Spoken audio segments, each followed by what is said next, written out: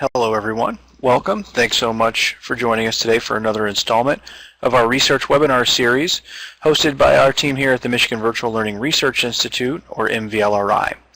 The goal of MVLRI is to expand Michigan's capacity to support new learning models, engage in active research to inform new policies in online and blended learning, and strengthen the state's infrastructures for sharing best practices.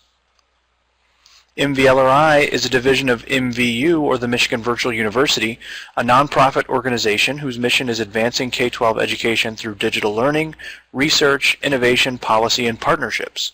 MVU is also the parent company of Michigan Virtual School, a supplemental state-sponsored virtual school, Michigan LearnPort, an online professional development portal for K-12 educators and personnel, and MyBlend, a blended learning initiative providing K-12 schools with resources, products, and services to personalize learning options for their students and improve student achievement. Just a quick disclaimer before we begin today.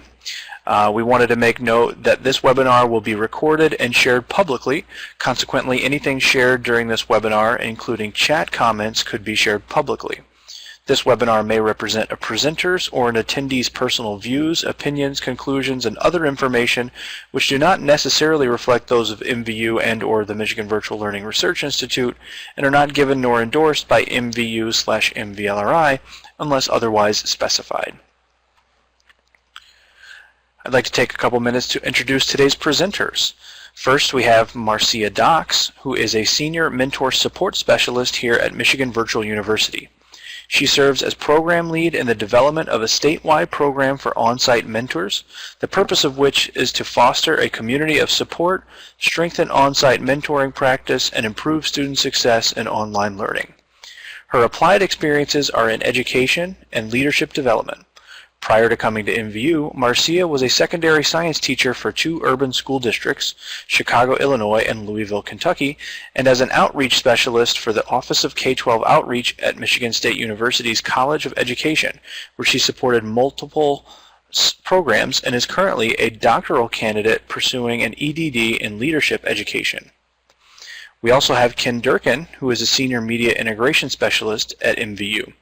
For more than 15 years of experience in the development of software and media for education, he has served as the Associate Director for the Confucius Institute at Michigan State University from 2006 to 2012, where he was the project lead for developing the first online Chinese language course to use adaptive online textbook technology, as well as the massively multiplayer online learning game Zon to teach Mandarin Chinese. Ken has also served as the Director of Technology for the Office of K-12 Outreach at MSU, supporting the MyExcel statewide system of support for school improvement in Michigan from 2012 to 2014. Ken is co-manager of the Mentors Matter program, which we'll be hearing about shortly, where he designs and develops the program's technology, website, and applications. With that, I'll hand it over to our presenters. Thank you very much. Hello everyone, this is Marcia, and I'd first like to welcome all of you and thank you for joining us this afternoon. I'm excited to represent Michigan Virtual University and together with my colleague Ken Durkin share some information about our new program Mentors Matter. Thanks to the outstanding efforts of the researchers and staff at MVU's Michigan Virtual Learning Research Institute and their collaborative work with experienced mentors and practitioners out in the field. We've developed several foundational resources to help prepare and support on-site mentors. And now, because of the learnings and the feedback that we've received from those initial resources and that initial development work, MVU has decided to dedicate more time and more resources toward on-site mentoring, and we plan to do that through the development and launch of the Mentors Matter program.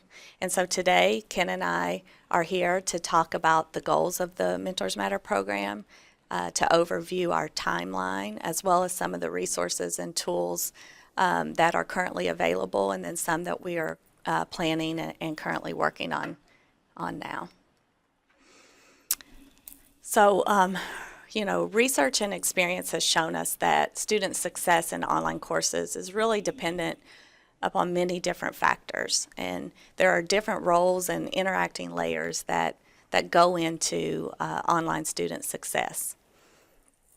And so on top of the interactions that students have with their online teacher and the course content, they also engage with their on-site mentor, they engage with their parents, they interact and have relationships with staff and administrators at the school, as well as they have those interactions with their fellow peers, both online and on-site in the school building.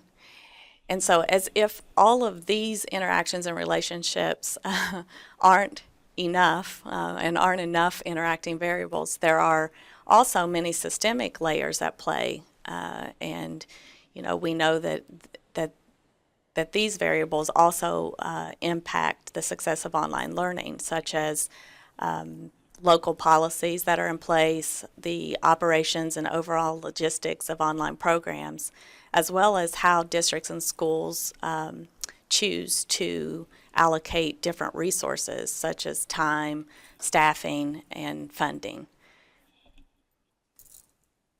And so even though we know that it's complex and that all of these variables exist, on-site mentoring has been identified as a key improvement strategy for helping to improve the success of online learners. And we know mentors play an invaluable role in helping students grow and get better in areas that often challenge and limit their performance in online learning. And so with Mentors Matter, we are developing a framework and a plan to help schools and on-site mentors as they work with their online learners. So after better understanding the roles and responsibilities of on-site mentors and the positive impact that effective mentoring plays in student success, Mentors Matter intends to foster a statewide network of on-site mentors and provide research-based training and technical assistance that's designed to help more students be successful in their online courses. And to achieve these goals, we believe it's important and intend to stay focused on these key ideas as we continue to plan and develop the various components of the program. And so, in order for Mentors Matter to be successful, these are the things that and ideas that we keep in mind as we develop and move forward. And so we believe that successful online programs are places where both students and adults are learning. We believe every online student deserves a quality mentor, and we believe that every mentor deserves to be part of a professional community and to participate in professional learning and development opportunities. As you can see, Mentors Matter, we're looking at 3 different phases. Phase 1 is about setting the tone. And so we just recently launched phase 1, and we're going to be working throughout the summer and into early fall on just really setting the tone for the program and communicating the message of what our goals are and what we intend to do. Phase 2 is going to be more about actually building the community and working hands-on with practitioners in the field. And then phase 3, we're looking to really see a change in culture. And so our goals for setting the tone, what we hope to do is just inform school administrators and mentors about the key role that on-site mentors play. We really want to just lay a foundation to build a shared vocabulary and understanding around those different elements of quality mentoring, what that is, what that looks like, and what it really takes to make it happen. We also hope to provide just accurate information around best practice, policy, all of those different pieces. We want to provide tools and resources that really help on-site mentors mentor more effectively. And so for phase 1, it's really about an intentional, targeted, coherent message that we want to communicate with school administrators, on-site mentors, and students.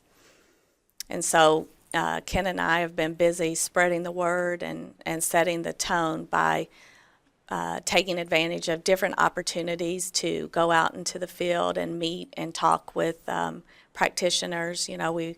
have gone out and talked with on-site mentors. We've talked with school counselors and administrators and different district level leadership, and just had some really good conversations about mentoring practice, and had the opportunity to share some information about the tools that we have available and the resources and information, and then all of the things that we are currently working to design and develop. And so with that, now I'd like to turn it over to Ken, and he's going to talk a little bit more about some of the tools and resources that we have, and some that we're planning and working on.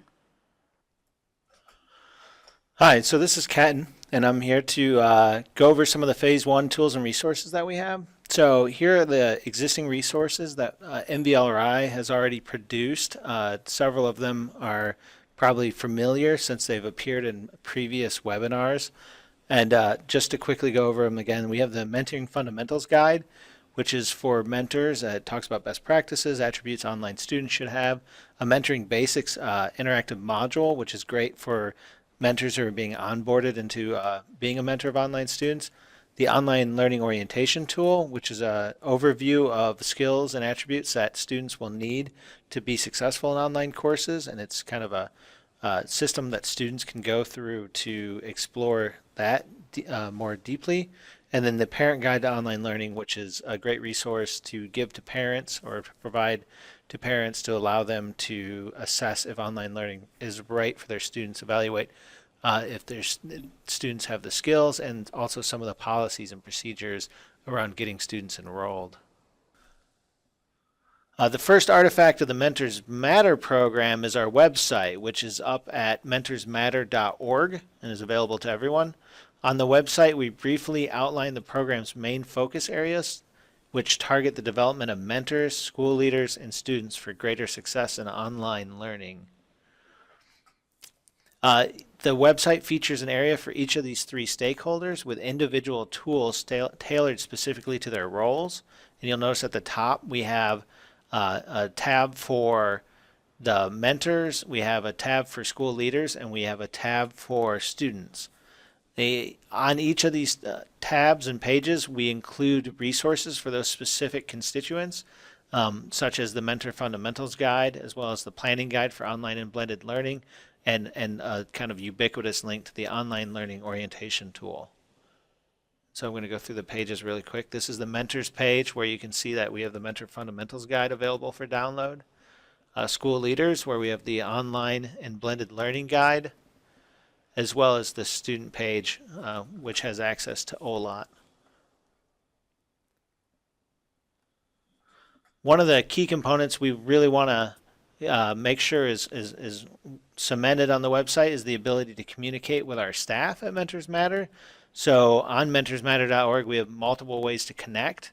On any page, you can access a feedback tab located on the left side of the screen. This will bring up a Moto window that will allow you to send in any feedback or comments directly to our Mentors Matter staff. We'll respond in turn to any issues or suggestions that you'd submit in a timely manner. On the home page of the website, there's also the ability to subscribe to our email list. We'll update people on a regular basis about updates to the website, the introduction of new tools and materials, as well as keep you informed about new professional development opportunities and training.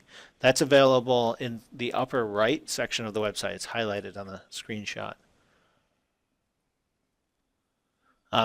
By clicking on that button, this will open a form, which is a simple sign-up form, and you just have to provide us simple information, first and last name, email address, and the role.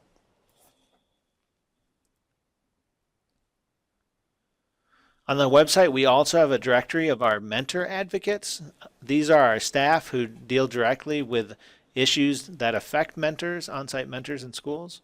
So currently our program coordinator, Marcia Dox, is listed. I'll be listed soon as well. This will grow as the program expands. From the advocates page, you will be able to directly contact any of the program staff. We also plan to engage in a social media campaign to raise awareness about the Mentors Matter program. This will include a scheduled Twitter chat with the hashtag MentorChat and regular Facebook and Twitter updates. We are also developing a service to allow you to subscribe directly to text messaging service that will push tips and tricks directly to your mobile phone. The mentor profiles are also a critical part to building our Mentors Matter community. Based on the mentor profiles that Rebecca Stimson presented in the last webinar, we want to invite school leaders and mentors to connect via widget, soon to be available through the Mentors Matter website. This will allow mentors and school leaders to search out other mentor and online programs that are similar to their own demographics and situations and help share best practices in the field. From the Mentors Matter website, the mentors and or school leaders will be able to fill out a very simple form that will highlight some of the key aspects of their on-site mentoring program. This will include data about location, number of online students, a description and types of support offered to those students. The above image is a draft of what the form will look like, and it may include more fields in the near future. Once you submit your on-site mentor profile, it'll be added to a database of other profiles that can be viewed geographically, allowing mentors to connect across the state. It will also allow school leaders and mentors to filter by fields that the form collects, such as online program size, demographic data, etc. This will allow the on-site mentors and school leaders from around the state to connect with similar programs that may be outside of their own geographical proximity. We hope this will increase the sharing of best practices and experience between groups of educators and provide opportunity for them to access one another in their daily professional lives. The final set of tools that we'll be rolling out in this initial phase of the Mentors Matter program will be the Mentor Action Planning tools. We refer to them as MAP tools. These MAP tools are quick ways for different parties involved in setting up and sustaining an on-site mentor program to judge their overall readiness.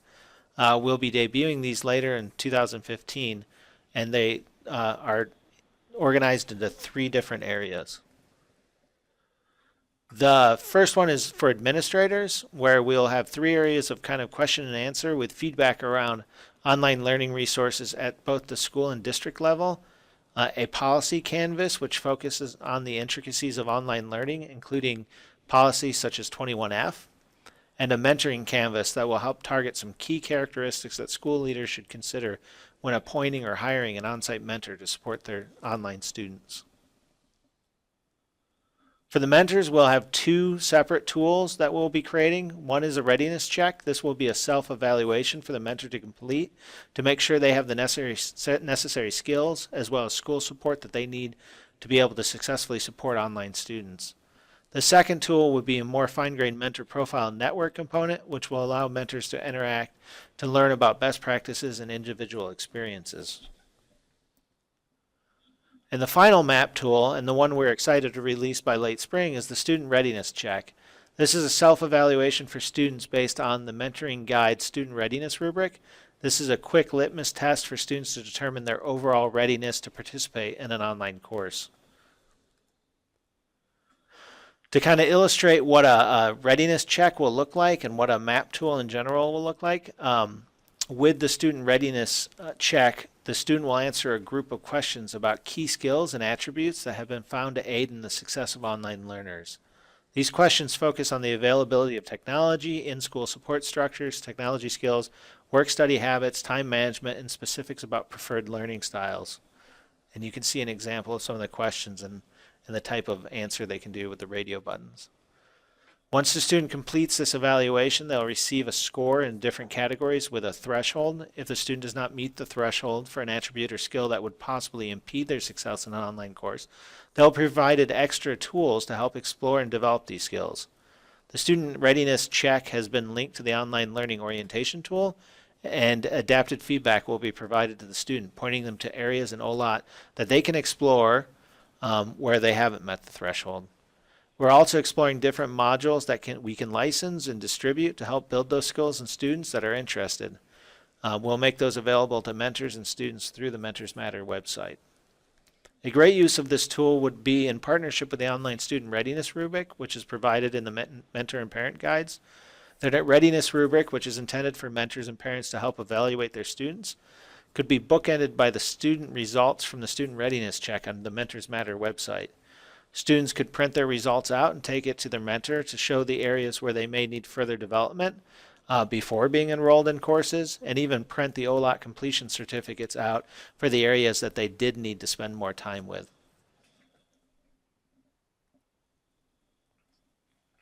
Phase 2 and 3, as Marcia mentioned, will be moving into the fall of 2015.